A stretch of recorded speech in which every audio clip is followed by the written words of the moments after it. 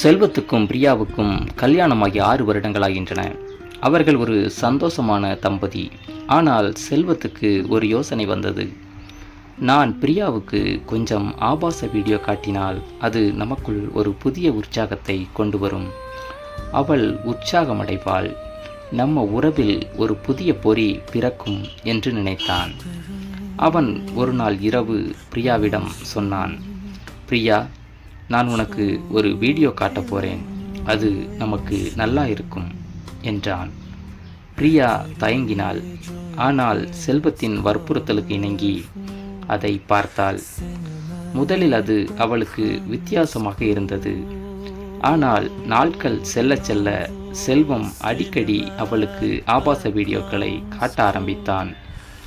அவன் அதை தங்கள் உறவில் ஒரு பகுதியாக மாற்றினான். ஆனால் பிரியாவின் மனதில் மெல்ல மெல்ல ஒரு மாற்றம் வர ஆரம்பித்தது. அந்த வீடியோக்களில் வரும் ஆண்களை அவள் பார்க்க ஆரம்பித்தாள். அவர்களின் உடலமைப்பு, அவர்களின் செயல்கள் எல்லாம் அவளுக்கு புதிதாக இருந்தது. அவள் அறியாமலேயே அவள் செல்வத்தை அவர்களுடன் ஒப்பிட ஆரம்பித்தாள். செல்வத்துக்கு அது தெரியாது. அவன் தொடர்ந்து வீடியோக்களை காட்டினான். ஆனால் பிரியாவின் நடத்தையில் மாற்றம் தெரிய ஆரம்பித்தது. அவள் செல்வத்திடம் சில நேரங்களில் கேட்பாள், இந்த வீடியோவில் இருக்கிற மாதிரி நீ ஏன் செய்ய மாட்ற அப்படின்னு. செல்வத்துக்கு அது புரியவில்லை. அதெல்லாம் நிஜ வாழ்க்கையில் சாத்தியமில்லை பிரியா, அது வெறும் வீடியோதான் என்றான். ஆனால் பிரியாவுக்கு அது புரியவில்லை. அவள் மனதில் ஒரு புதிய அளவுகோல் உருவாகியிருந்தது. அந்த அளவுகோலில் செல்வம் தோற்று கொண்டிருந்தான். ஒரு நாள் பிரியா செல்வத்திடம் சொன்னாள், நீ எனக்கு போதவில்லை, அந்த வீடியோக்களில் பார்க்குற மாதிரி நீ இல்லை என்றாள். செல்வத்தின் மனது உடைந்து போனது. அவன் தான் செய்த தவறை உணர்ந்தான். ஆனால் அது மிகவும் தாமதமாகிவிட்டது. சில மாதங்கள் கழித்து பிரியாவின் நடத்தையில் மேலும் மாற்றம் வந்தது. அவள் அடிக்கடி பால்கனியில் நின்று அண்டை வீட்டு ஆணை பார்த்து கொண்டிருப்பாள். அந்த ஆணுக்கு 6 அடி உயரம், கச்சிதமான உடல்வாகு. அவன் ஆபாச வீடியோக்களில் வரும் நடிகர்களைப் போலவே இருந்தான். ஒரு நாள் இரவு செல்வம் தூக்கத்தில் பிரியா ஏதோ முணுமுணுப்பதை கேட்டான். அவள் வேறொரு ஆணின் பெயரை சொன்னாள். அது அண்டை வீட்டு ஆணின் பெயர். செல்வம் அதிர்ச்சி அடைந்தான். அவன் பிரியாவை எழுப்பி கேட்டான், பிரியா, நீ யாரை பற்றி கனவு கண்ட என்றான். பிரியா ஒப்புக்கொண்டாள். அவர் மிகவும் அழகாக இருக்கார். அந்த வீடியோக்களில் பார்த்த மாதிரி அவரும் இருக்கார் என்றாள். செல்வத்தின் உலகமே இருண்டு போனது. அவன் தன் மனைவியின் மனதில் வேறொரு ஆண் இருப்பதை உணர்ந்தான். அது அவனுக்கு மிகப்பெரிய அதிர்ச்சியாக இருந்தது. அதற்கு பிறகு செல்வத்துக்கும் பிரியாவுக்கும் இடையே அடிக்கடி சண்டை வர ஆரம்பித்தது. பிரியா செல்வத்திடம் சொல்வாள், நீ ஏன் இந்த வீடியோக்களில் இருப்பது போல செய்ய மாட்ற, நீ ஏன் அவர்களைப் போல இல்லை என்று. செல்வம் மிகவும் கஷ்டப்பட்டான். அவனால் அவளுக்கு பதில் சொல்ல முடியவில்லை. அவன் தன் மனைவியின் மனதில் இருந்து அந்த ஒப்பீடுகளை அகற்ற முடியாமல் தவித்தான். ஆனால் ஒருமுறை அந்த விதை விழுந்துவிட்டது. அது முளைத்து விட்டது. பிரியாவின் மனதில் ஒரு புதிய உலகம் உருவாகியிருந்தது. அந்த உலகத்தில் செல்வத்திற்கு இடமில்லை. அவள் மனதில் வேறு ஆண்களின் உருவங்கள் நிறைந்திருந்தன. அவள் செல்வத்தின் முத்தங்களிலும் அவன் அன்பிலும் முன்பு இருந்த சிலிர்ப்பை இழந்துவிட்டாள். செல்வம் அவளை அணைக்க முயற்சித்தால் அவள் விலகிச் செல்வாள்.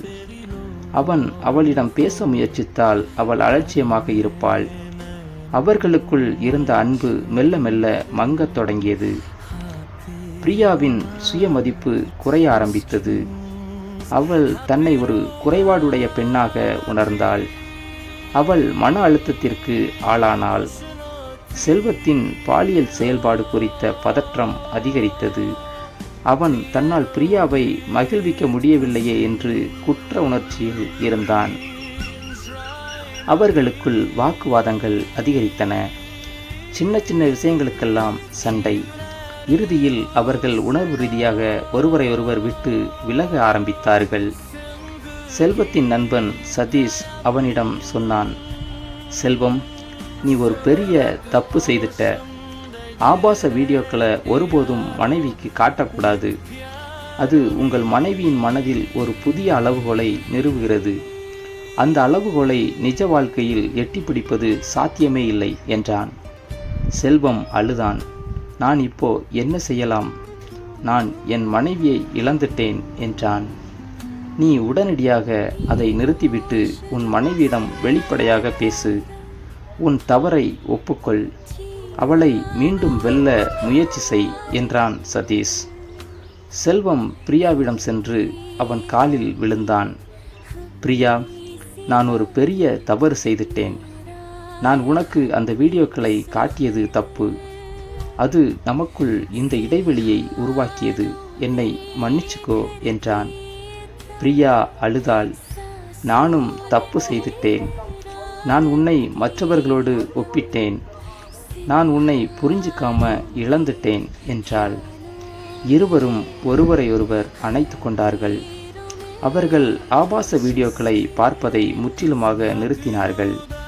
அவர்கள் தங்களுக்குள் இருந்த உண்மையான நெருக்கத்தை மீண்டும் கண்டுபிடிக்க முயற்சித்தார்கள். செல்வம் பிரியாவிடம் அதிக நேரம் செலவிட ஆரம்பித்தான். அவளுடன் பேசினான். அவளை அணைத்தான். அவள் மனதில் இருந்த காயங்களை ஆற்ற முயற்சித்தான். பிரியாவும் அவனுக்கு உதவி செய்தாள். மெல்ல மெல்ல அவர்களுக்குள் மீண்டும் அன்பு வளர்ந்தது. அவர்கள் ஒருவரையொருவர் புரிந்து கொள்ள முயற்சித்தார்கள். அவர்களின் உறவு மீண்டும் வலுப்பெற்றது. இன்று செல்வம் தன் நண்பர்களுக்கு சொல்லும் அறிவுரை இதுதான். சகோதரர்களே, உங்கள் மனைவிக்கு ஒருபோதும் ஆபாச வீடியோக்களை காட்டாதீர்கள். அது உங்கள் உறவில் ஒரு புதிய உற்சாகத்தை கொண்டு வரும் என்று நினைக்காதீர்கள். அது வெறும் ஒரு வீடியோ மட்டுமல்ல. அது உங்கள் இல்லற வாழ்வின் அமைதியை மெல்ல மெல்ல நஞ்சாக்கும் ஒரு விஷயம். உங்கள் மனைவியின் இதயத்தில் இருந்த தூய கலங்கமற்ற அன்பையும் அது நஞ்சாக்குகிறது. ஆபாச படங்களில் வரும் நடிகர்கள் சாதாரண மனிதர்கள் அல்ல. அவர்களின் உடல்களும் அவர்களின் செயல்பாடுகளும் பல வடிகட்டல்களுக்கும் தீவிரமான எடிட்டிங் வேலைகளுக்கும் உட்படுத்தப்பட்டவை.